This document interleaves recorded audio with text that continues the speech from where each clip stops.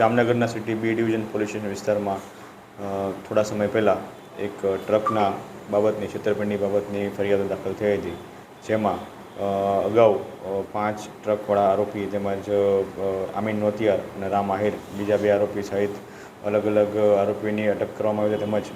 અત્યાર સુધીમાં કુલ 15થી વધારે ટ્રકો રિકવર કરવામાં આવ્યા છે, જેમાં પરમ દિવસે આ કામના મુખ્ય આરોપી રજાક દાઉદ ઉર્ફે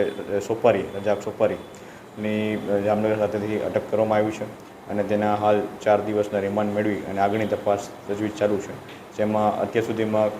તપાસ દરમિયાન કુલ 14 આરોપીની અટક થઈ ચૂકી છે અને 3.5 કરોડથી વધારેનો મુદ્દામાલ રિકવર કરવામાં આવેલો છે. હા, હાલ રિમાન્ડ દરમિયાન પ્રોસેસ ચાલુ છે ટ્રકમાં કબજે કરવાની, અને ગઈકાલે એક ટ્રક કબજે કરવામાં આવ્યો છે જે રિમાન્ડ દરમિયાન સદરુ આરોપીમાંથી, તેમજ એના દ્વારા બીજા કોઈ ટ્રક આ રીતના પડાવવામાં આવેલા હતા કે કેમ તે અંગેની તપાસ ચાલુ છે.